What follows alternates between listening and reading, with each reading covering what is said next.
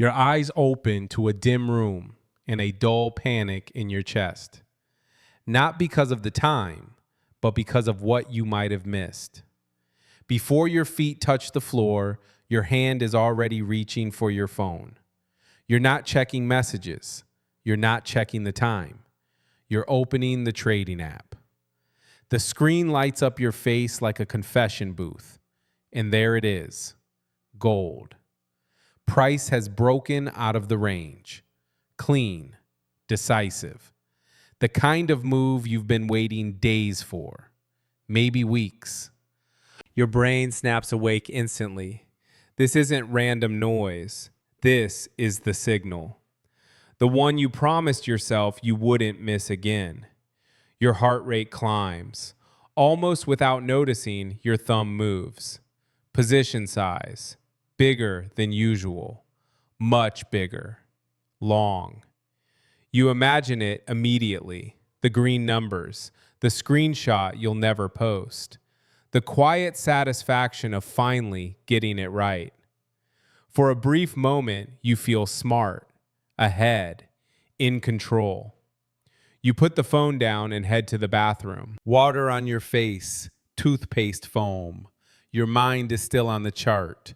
You're already counting profits that don't exist yet. When you come back and sit down, you pick up the phone again, and your stomach drops. Price is moving the other way. Not violently, not dramatically, just enough. You stare, confused at first, then irritated, then alert. Your eyes scan the screen for the safety net that should be there. There is none. No stop loss. Your breath tightens. You tell yourself, it's fine, just a pullback. But the numbers keep changing, faster now. Red creeping in, then spreading.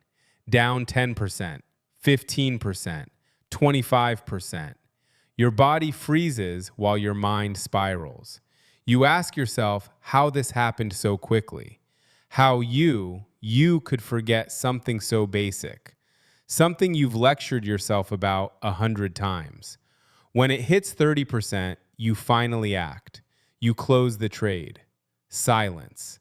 No anger yet, no sadness either. Just a hollow space where confidence used to be. You lean back, staring at nothing, replaying the last 10 minutes like a crime scene. Then you notice it, on the wall, right in front of you. Your rules. Printed, highlighted, taped there for a reason. Never risk more than 1%. Always set stop loss before entry. You read them slowly. And the worst part isn't the loss. It's realizing that you didn't break these rules because you didn't know better. You broke them because in that moment, you forgot who you were supposed to be. I know this feeling because I lived inside it. For my first 2 years, I traded exactly like that. Mornings were rushed. Charts were open before my mind was awake. I entered trades just to feel something moving. Size was too big. Stops were mental. Rules were written but rarely followed. I told myself I was learning. In reality, I was repeating the same mistake with different charts. What finally stopped me wasn't discipline. It wasn't wisdom. It was bankruptcy. Quiet, slow, undeniable. The $10,000 I had saved during my early working years disappeared. Not in one big mistake, but in hundreds of small, careless mornings. That's when I realized something painful. The market didn't take my money, my unprepared mornings did. 6 months after blowing up my account, I was introduced to someone named Jim. I didn't know who he was. I only knew that he traded for a living and that he let me sit beside him for 2 weeks. Those 2 weeks changed how I see trading. Not because of what Jim taught me, but because of what I noticed. Habit 1. I used to think that becoming a professional trader meant living like a character from The Wolf of Wall Street, shouting into phones, eyes glued to 6 flashing monitors, and replacing water with caffeine. But Jim was different. Jim drove me crazy with a kind of slowness that felt almost unnatural. One morning, the market was about to open on explosive inflation news. I rushed into the office, sweating, laptop snapping open, fully ready to go to war with the charts. But when I glanced over at Jim's desk, I saw him doing something unbelievable. He was staring at a steaming cup of coffee.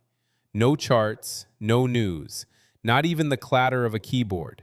He looked more like a monk in meditation than a man about to manage millions of dollars. I couldn't help myself. Jim, aren't you going to check gold prices? They're dancing like they're possessed. Jim smiled softly and motioned for me to sit down. He took a slow sip of coffee, closed his eyes for 30 seconds, inhaled deeply, and only then turned on his screen.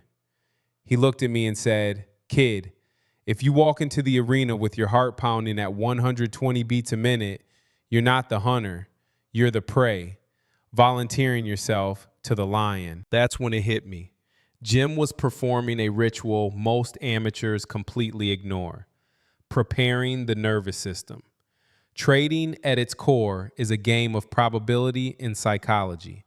When your mind is euphoric from a big win or terrified after a loss, the brain activates the amygdala, the center for fight or flight reactions. In that state, you'll see opportunities where none exist, or panic right at the doorstep of profit. Jim explained it with a metaphor I'll never forget. It's like being a diver, he said. If you plunge into deep water while gasping for air, your lungs will explode from the pressure. You have to calm your breathing at the surface before you descend. And the truth is, the greatest masters do exactly what Jim does. Ray Dalio, the man behind the world's largest hedge fund, has meditated daily for over 40 years to keep his mind from being dragged around by the market's violent waves. And legends like Paul Tudor Jones are constantly seeking balance, so the urge to must win doesn't cloud their judgment. Jim wrapped up the morning with an analogy that made me laugh, and then lingered in my head. He said the market is like an enraged bull. If you wave a red cloth wildly in excitement, it will gore you without hesitation. But if you stand still, calm and statue-like, the bull loses its bearings and passes right by. At that point, all you have to do is gently climb onto its back and enjoy the ride. It turned out Jim's inner stillness wasn't laziness at all. It was a deliberate reset, bringing his nervous system back to zero. A neutral mind is like a perfectly still lake. Only when the surface is calm can you clearly see the big fish hiding beneath. After that day, I learned a lesson that stuck with me. Before you try to conquer the trading screen, learn to master your own breath first. Habit 2. That morning picked up exactly where the last one left off. After watching Jim treat silence like part of his trading setup, I assumed today would finally be about charts, levels, maybe some clever indicator I didn't know yet. Instead, I walked into his home trading room and found him staring at himself in the mirror above the coffee machine, gently stretching his neck like a middle-aged guy about to play tennis, not someone about to wrestle with the market. I joked, "New strategy? Mirror analysis?" Jim laughed. "Nah, just checking if the trader is tradable today." That line stuck with me. Before he even turned on his screens, Jim sat down, closed his eyes for a moment, and ran through a quiet checklist in his head. No apps, no notes, just questions. Did he sleep well? Was his body tired? Was his mind still chewing on an argument from the night before? Was there any money stress creeping in, whispering stupid ideas? I asked him why he bothered with all that when the market didn't care how he felt anyway. Jim leaned back and said, "Exactly. The market doesn't care, but my decisions do." He explained it with an analogy that made me laugh. Trading while emotionally off, he said, is like trying to drive a Formula One car with a screaming toddler in the back seat. The car works perfectly. The The track is fine, but good luck taking the corners. New traders, he told me, usually do the opposite. They feel tired, stressed, maybe just had a fight with their partner, and instead of stepping away, they trade more, as if clicking the mouse could somehow fix their mood or their bank account. Jim did something that shocked me even more than the mirror routine. He didn't trade that day. Not because the market was bad, but because he was. Slight headache, poor sleep, a little distracted. Today, he said calmly, no position is a position. And that's when he brought up Warren Buffett, who is famous not just for what he buys, but for how often he does absolutely nothing. Jim said most people think patience is about waiting for the right stock. Professionals know it's about waiting for the right state of mind. He also mentioned Ray Dalio, who built an entire system around understanding how internal pressures distort decision-making. Dalio didn't just study markets, Jim said. He studied humans under stress. Then Jim smiled and added, and look at Jesse Livermore, brilliant trader, terrible self-audit. The market didn't beat him nearly as hard as his own emotions did. Watching Jim that day felt strangely uncomfortable. I was used to the idea that discipline meant forcing yourself to trade correctly. Jim's version was different. Discipline, to him, meant having the humility to admit, today, I'm not the right person for this job. By the end of my time with him, the lesson became painfully clear. Beginner traders wake up asking, what will the market do today? Professional traders ask a harder question first. What condition am I in today? Because if your body is tired, your emotions messy, and your mind distracted, the market doesn't need to trick you. You'll do it yourself. And sometimes the most professional trade you can make is not placing one at all. Habit 3. That morning felt like a continuation of everything I thought I had already learned from Jim, and then quietly proved I still hadn't learned enough. I walked into his home trading room expecting, at minimum, charts lighting up like a cockpit. Instead, his screens were on, but blank. No candles, no price ladder, just a desktop background and Jim sitting there with his eyes closed, hands resting on his thighs like he was about to levitate. I whispered, "Are we meditating the market now?"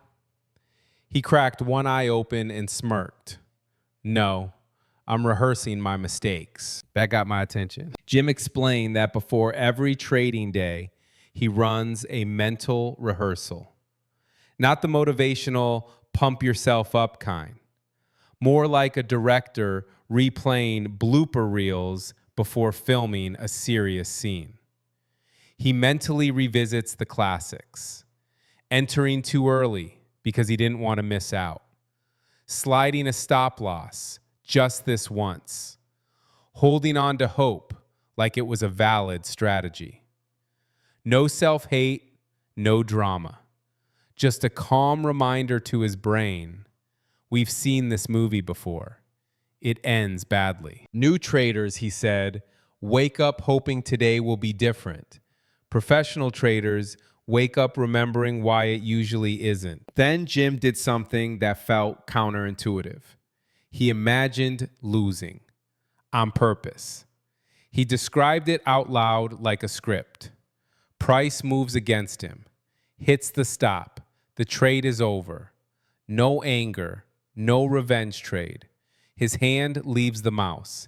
He stands up, walks away. End scene. If you haven't practiced losing, he said, your first real loss will hijack your nervous system. He followed it with a winning scenario. Price hits target. He exits exactly as planned. No fist pump, no doubling size, no one more quick trade. He shuts down the platform at the scheduled time like a boring adult with a bedtime. Wins are more dangerous than losses, Jim said. Losses hurt your account. Wins inflate your ego. I laughed, but he wasn't joking. Jim tied this habit back to the old masters. He mentioned Warren Buffett, who has always emphasized temperament over intellect. Buffett doesn't win because he predicts better, Jim said. He wins because he reacts less. He also brought up Ray Dalio, whose entire philosophy revolves around stress testing decisions before emotions get involved. Dalio didn't wait for pressure to appear, he rehearsed it. Even Jesse Livermore came up again, this time as a warning label. He understood markets, Jim said quietly. He never mastered his reactions. Watching Jim felt like watching a pilot run simulations before takeoff. The plane might be perfect. The weather might be clear. But if the pilot panics midair, none of that matters. By the end of the session, the lesson landed hard. Beginner traders think the battle happens when they click buy or sell. Professional traders know the real fight begins after that. When price moves, emotions spike and instincts scream. The market doesn't defeat you at entry. It defeats you in the seconds after, when you forget who you promised yourself you'd be. Jim didn't start his day with charts. He started with memory, imagination, and restraint. Because when reactions are already rehearsed, the market loses its favorite weapon, surprise. Habit 4. That habit flowed naturally from the last one. After watching Jim rehearse losses and wins like a calm actor memorizing lines, I assumed the next step would finally involve the mouse. Instead, he leaned back in his chair, cracked his knuckles, and said something that sounded almost pessimistic. "All right," he muttered to himself, "this trade might lose." Not might lose money, not might be volatile, just this might lose. Calm, casual, like saying it might rain. I laughed and told him that was a terrible way to start a trading day. Jim shook his head. "No," he said, "that's the only honest way." Before entering any trade, Jim walked himself through acceptance. Not affirmation, not optimism, acceptance. He mentally paid the risk up front. He knew exactly how much he could lose, and more importantly, he made peace with that outcome before clicking anything. "If you're shocked by your stop loss," he told me, "you didn't accept the risk. You just tolerated it. Temporarily." New traders, Jim explained, secretly believe every trade should work. They say they understand probability, but emotionally, they expect certainty. So when price hits their stop, it feels personal, offensive, like the market broke a promise it never made. That's when they freeze, move the stop, or double down out of pure disbelief. Jim, on the other hand, treated a stop loss like a receipt. "I already paid for this experience," he said. "Why would I be mad when it shows up?" He gave me an analogy that stuck. Entering a trade without accepting loss is like ordering spicy food and then yelling at the waiter when your mouth burns. You chose this. The heat was part of the deal. Acting surprised just makes you look inexperienced. Jim tied this mindset back to Warren Buffett, who has always been clear that uncertainty is the price of admission in markets. Buffett never pretends risk doesn't exist, Jim said. He just makes sure he can live with it. He also mentioned Ray Dalio, whose obsession with probabilities comes from one core truth. Any single outcome means nothing without acceptance. Dalio doesn't fear losses because they're already accounted for. Then Jim paused and added, almost as an afterthought, "This is where Jesse Livermore struggled the most." Livermore knew risk intellectually, Jim said, but emotionally, he still expected the market to reward him for being right. And markets don't reward belief. They reward preparation. That day, Jim took a losing trade. Clean stop. No reaction. No commentary. He simply nodded, stood up, and went to refill his coffee. It was unsettling how normal it looked. No tension, no frustration, just execution. And that's when it clicked for me. Beginner traders enter trades hoping not to lose. Professional traders enter trades already having lost, mentally, emotionally, and financially within predefined limits. That's why stops don't shock them. There's no betrayal, no drama. The outcome was already accepted. The market doesn't hurt traders with losses. It hurts them with unexpected losses. Jim removed surprise from the equation. By accepting risk before entry, he robbed the stop loss of its power. And once fear is gone, the market loses one of its sharpest knives. The real lesson. Looking back on those days working alongside Jim, I realized an uncomfortable truth. What separates beginner traders from masters isn't on the chart. It's what happens before the chart ever opens. Beginner traders start their mornings in a rush. They power up their screens with hearts racing faster than price moves. News headlines, flashing numbers, fear of missing out, all mixed into a nervous cocktail. In their minds, there's only one question. What is the market going to do to me today? And when the answer isn't what they hoped for, instinct takes over. They freeze, chase losses, or try to take revenge on the market. Jim starts his mornings differently. He doesn't chase the market. He slows himself down. Where beginners believe emotions are something to suppress, Jim treats emotions as something to prepare for. He prepares his nervous system so he doesn't walk into the day like prey. He checks whether he's mentally neutral, physically rested, emotionally steady enough to make decisions. And if the answer is no, he doesn't force it. He simply doesn't trade because to him, doing nothing is still a position. Beginner traders like to believe they'll handle it when things go wrong. Jim doesn't believe that for a second. He rehearses in advance. He revisits old mistakes not to punish himself, but to remind his brain, don't recreate this disaster. He visualizes losses and wins ahead of time so that when they happen in real life, they feel familiar, almost boring. And then there's the biggest difference of all. Beginners hope they won't lose. Jim accepts that every trade can lose. He pays the psychological cost of risk before entering, like buying a movie ticket. You don't demand a refund just because the film wasn't great. When the stop loss hits, there's no shock, no betrayal. It was already part of the deal. When you line up these 4 habits, it becomes clear why people like Warren Buffett talk more about temperament than intelligence. Why Ray Dalio obsesses over preparing the mind before pressure arrives.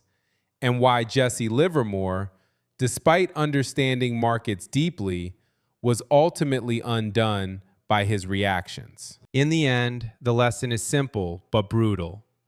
Beginner traders try to control the market. Master traders control themselves. Their mornings aren't about chasing profits. They're about making sure that when the market tests them, as it always does, they don't become their own worst enemy.